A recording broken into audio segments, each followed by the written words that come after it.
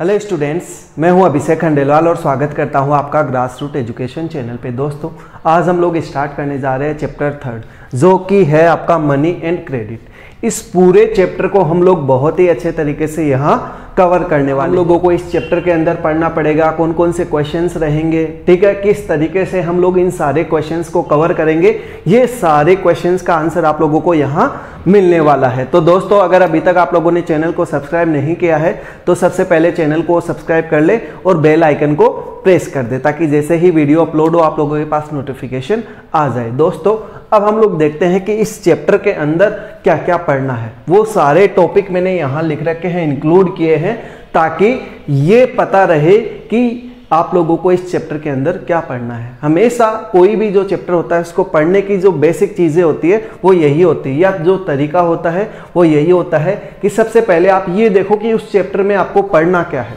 देखो, अगर हम लोग बात करें चैप्टर की तो ये है आपका मनी एंड क्रेडिट। अब सबसे पहला क्वेश्चन तो यही अराइज होता है कि व्हाट इज मनी।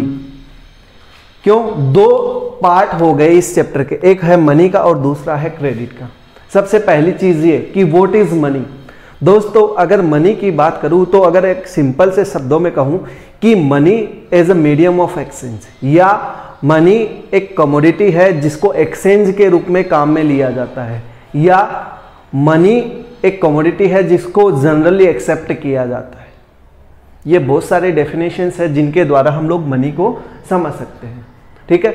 दूसरा वर्ड आता है क्रेडिट। देखो, क्रेडिट का मतलब होता है एक पर्सन जिसके पास पैसा होता है, दूसरा पर्सन जो उसके पास से पैसा लेता है या जिसको रिक्वायरमेंट होती है। मैं पैसा देने वाला, मेरे पास ज़्यादा पैसा है, उसके पास पैसा नहीं, उसको पैसे की रिक्वायरमेंट है, तो मैं उसको पैसा दूंगा। तो ये जो ट्रांजेक्शन है वो क्या है? क्रेडिट, या जिसको उधार बोलते हैं, ठीक है। तो आई होप ये तो आपका समझ में आ गया होगा कि what is money and what is credit.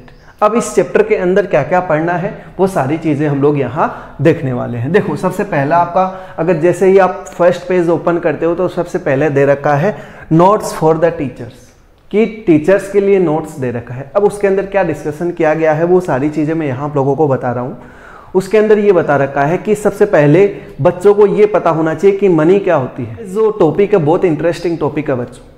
Money का मतलब होता है कैसे हम लोग सारे जो ट्रांजेक्शन्स है वो कैसे करते हैं कंप्लीट, एक्सचेंज कैसे करते हैं, कोई चीज़ अगर हम लोगों को खरीदनी है तो कैसे हम लोग खरीद लेते हैं।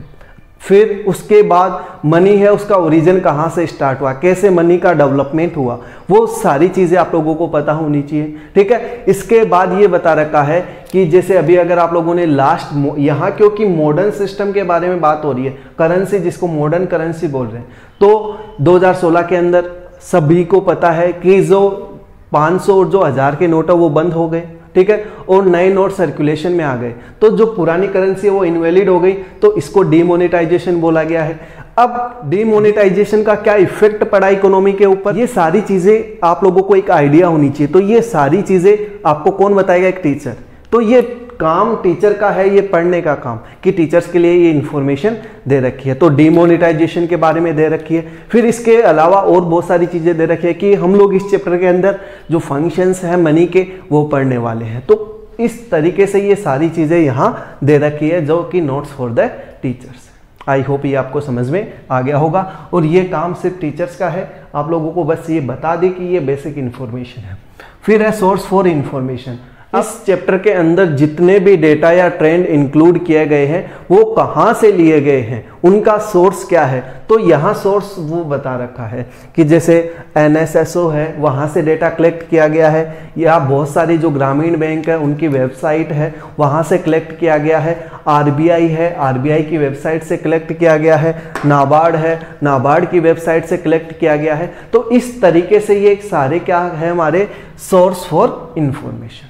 आई होप ये दो चीज़ें आप लोगों को समझ में आ गई होगी, और इन दो चीज़ों के ऊपर आपको ज़्यादा फोकस नहीं करना है। बस जो बेसिक चीज़ें मैंने आपको बता दी वो याद रखो, इससे ज़्यादा आपको कुछ याद नहीं रखना। जहाँ जो चीज़ें याद रखनी है मैं खुद बोल दूंगा कि आपको ये चीज़ याद रखनी है।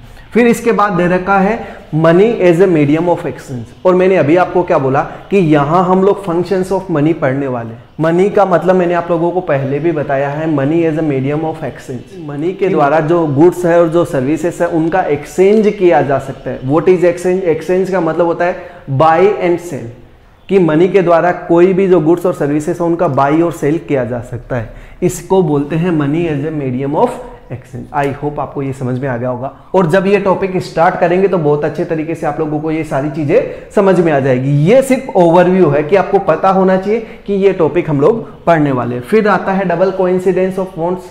डबल कोइंसिडेंस ऑफ फॉन्ट्स का मतलब होता है दोहरा संयोग। अब ये होता क्या है, ये बहुत अच्छे तरीके से आपको विथ एग्जांपल में यहां समझाने वाला हूं। फिर दे रखा है मॉडर्न फॉर्म्स ऑफ मनी। देखो मॉडर्न फॉर्म्स ऑफ मनी का मतलब यहां दे रखा है ओरिजिन ऑफ मनी, कि कहां से डेवलपमेंट हुआ, पहले कौन सी करेंसी चलती थी, अब कौन सी करेंसी आ गई, मेटेलिक करेंसी चलती थी, उससे पहले क्या चलता था। तो ये सारी चीजें यहां हम लोगों को ओरिजिन के अंदर देखनी है। फिर बात आती है करेंसी। देखो करेंसी का मतलब यहाँ मॉडर्न टाइम पे जो सिक्के और नोट चल रहे हैं उससे लिया गया है, तो उसके बारे में कुछ डिटेल्स वगैरह है जो कि हम लोगों को करेंसी के अंदर पढ़नी है। फिर यहाँ डिपॉजिट्स विथ बैंक्स, या इतना आप लोग समझ सकते हो बैंक के बारे में डिस्कशन किया गया है कि जो बैंक होता है वो पैसे एक्सेप्ट करता है, लोन के रूप में देता है, तो ये सारी चीज़ें यहाँ हम लोगों को पढ़ने को मिलेगी। फिर यहाँ दे रखा है मैंने डिमांड डिपॉजिट। डिमांड डिपॉजिट क्या होती है कि जो बैंक हम लोगों से सेविंग अकाउंट के अंदर डिपॉजिट एक्सेप्ट करता है और जब चाहे हम लोग विड्रॉ कर सकते हैं,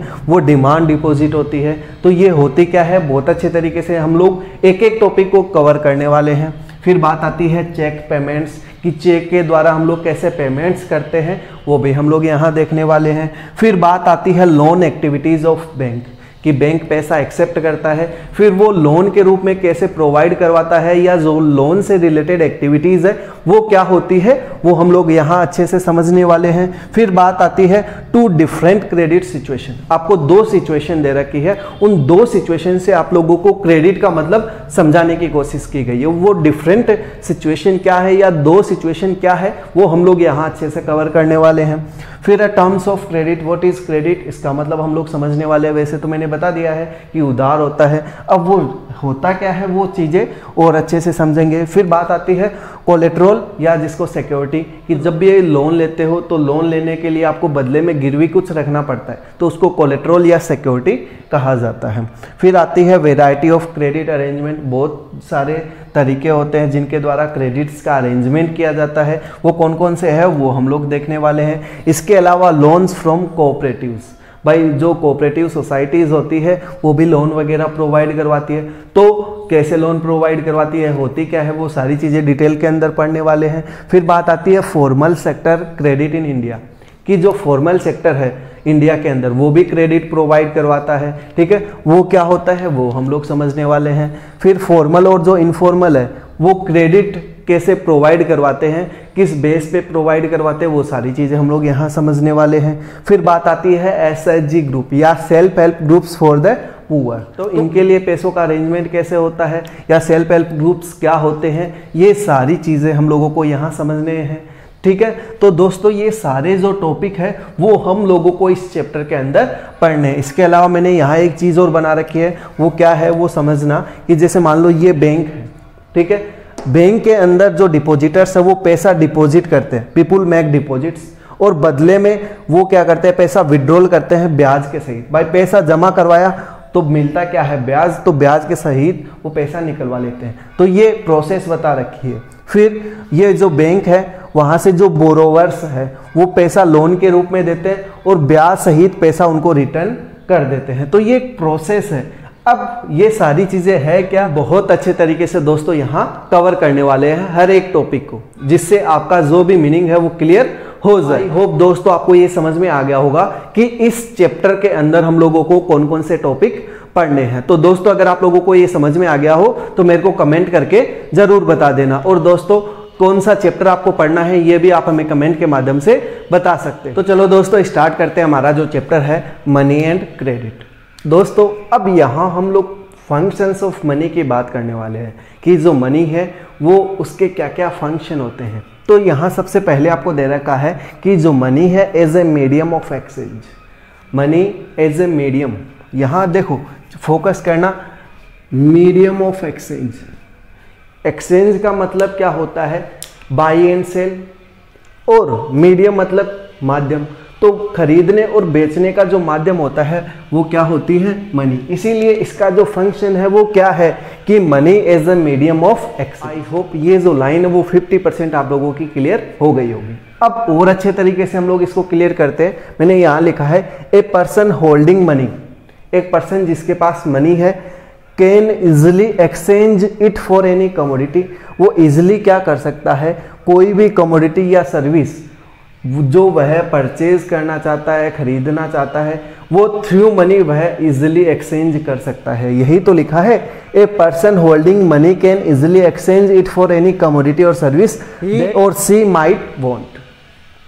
सिंपल सा मतलब यहां दे रखा है मीडियम ऑफ एक्सचेंज का, कि वह इजिली क्या कर सकता है, मनी के द्वारा एक्सचेंज कर सकता है गुड्स और सर्विसेज का। या अगर इसी चीज को आप दूसरे तरीके से समझना चाहो कि money act as an intermediate in the exchange process, जो एक्सचेंज प्रोसेस होती है, बाई और सेल की प्रोसेस, एक्सचेंज प्रोसेस, उसमें इंटरमीडिएट का काम करती है। भाई मेरे पास अगर कोई गुड्स है, सामने वाले के पास पैसा है, तो जो पैसा है वो इंटरमीडिएट गुड्स हो गई, मेरे पास से गुड्स उसके पास चली जाएगी और पैसा मेरे पास आ जाएगा। इसीलिए इसको क्या बोला गया है, it is called a medium of exchange. और ये एक फंक्शन होता है मनी का। बहुत सारे फंक्शन होते हैं मनी के, उन्हीं में से एक फंक्शन है money as a medium of exchange. इसके अलावा भी बहुत सारे फंक्शन होते हैं, क्या होते हैं वो बता रहा हूं मैं आप लोगों को।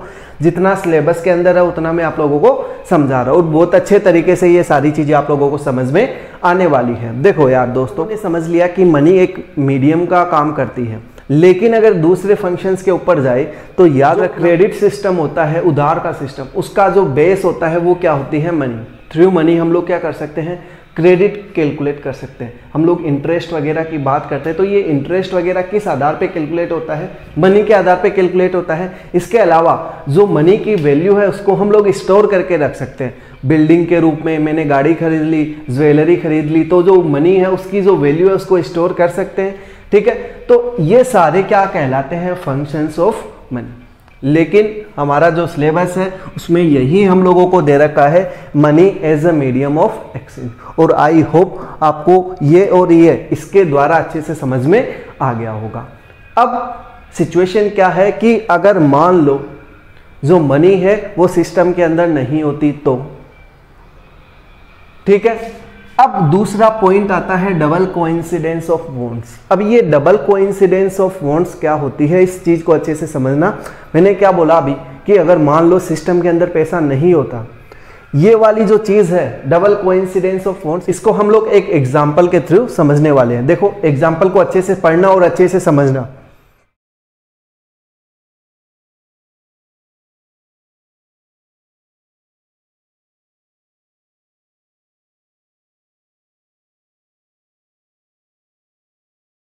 A wheat growing farmer who not only wants to sell wheat but also wants to buy the shoes in exchange। एक जो फार्मर है वो गेहूं उगा रहा है, वह गेहूं बेचना ही नहीं चाह रहा बल्कि एक्सचेंज के अंदर क्या खरीदना चाह रहा है, शूज खरीदना चाह रहा है।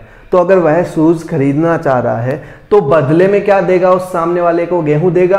तो यहां देखो मनी का कोई रोल नहीं है। मैंने क्या बोला, विदाउट यूज ऑफ मनी दो गुड्स का अगर ट्रांजेक्शन हो रहा है, ठीक है, that is both parties have to agree to sell and buy each other commodities. और इस चीज को क्या बोला जाता है, डबल कोइंसिडेंस ऑफ वांट, कि सामने वाले को जो रिक्वायरमेंट है, आपके पास जो है, उन दोनों की जो रिक्वायरमेंट है वो फुलफिल हो रही है। इसको बोला जाता है डबल कोइंसिडेंस ऑफ वांट्स। या इसके बाद दो लाइनें और लिख रखी है, उनके द्वारा और अच्छे से ये समझ में आ जाएगा। It is essential feature of barter exchange system. ये एक एसेंशियल फीचर है बार्टर एक्सचेंज सिस्टम का। अब क्वेश्चन आता है कि what is barter exchange system. Barter exchange system मैंने यहां लिख रखा है कि बार्टर एक्सचेंज सिस्टम का मतलब होता है where goods are directly exchange without use of money. जहां ट्रांजेक्शन क्या हो रहा है विदाउट यूज ऑफ मनी, उसको क्या कहते हैं, बार्टर एक्सचेंज सिस्टम। अगर बार्टर एक्सचेंज सिस्टम का मतलब क्या समझा, कोई भी दो गुड्स है, उन दो गुड्स का ट्रांजेक्शन इजीली हो रहा है विदाउट यूज ऑफ मनी, इसको बार्टर एक्सचेंज सिस्टम बोल दिया। तो यहां इस एग्जांपल में डबल कोइंसिडेंस ऑफ बॉन्ड्स का मतलब, सामने वाले के पास व्हीट है, इधर शूज है, दोनों को जो रिक्वायरमेंट है, इसको व्हीट चाहिए और इसको शूज चाहिए, तो ये दोनों कमोडिटी को एक्सचेंज कर लेते हैं। तो ये क्या कहलाती है? Double coincidence of bonds. I hope आपको ये बहुत ही अच्छे तरीके से समझ में आ गया होगा। और इसको एसेंशियल फीचर क्यों बोला गया है? याद रखना, बार्टर एक्सचेंज सिस्टम में यही तो होता था, गुड्स के बदले गुड्स एक्सचेंज करना। फिर नीचे देखो लिखा हुआ है, what a person desire to sell, एक पर्सन जो सेल करना चाहता है, exactly what the others wishes to buy, और सामने वाला है वो विश करता है उस चीज को खरीदने की। तो यहां ये क्या कहलाता है? Double coincidence of bonds. I hope ये आपको समझ में आ गया होगा कि डबल कोइंसिडेंस ऑफ बॉन्ड्स क्या होता है, और इसके द्वारा आप बहुत ही अच्छे तरीके से इस चीज को समझ सकते हो। भाई ये सारी चीजें तरीके से ये पूरे नोट्स के रूप में काम कर रहे हैं, और एक तरीके से किसी भी क्वेश्चन का ये परफेक्ट आंसर होता है। अब बात करते हैं, यहां मैंने एक चीज और लिख रखी है, क्रेडिट, कि व्हाट इज क्रेडिट। क्रेडिट का मतलब देखो, credit means lending of money. यहां क्रेडिट का मतलब होता है उधार। अब देखो, credit means lending of money by one party to another. मेरे पास पैसा है, मैं सामने वाले जिसको रिक्वायरमेंट है उसको पैसा दे रहा हूं, lending of money one party to another, it's called credit, उधार। आई होप ये सारी चीजें आप लोगों को समझ में आ गई होगी, और बहुत ही अच्छे तरीके से समझ में आ गई होगी। तो यार दोस्तों, मेरे को कमेंट करके जरूर बता देना अगर आप लोगों को ये सारी चीजें समझ में आ गई हो। और दोस्तों, अगर आप लोगों को वीडियो अच्छा लगा हो तो वीडियो को लाइक करें, चैनल को सब्सक्राइब करें, और दोस्तों के साथ ज्यादा से ज्यादा शेयर करें। Thank you.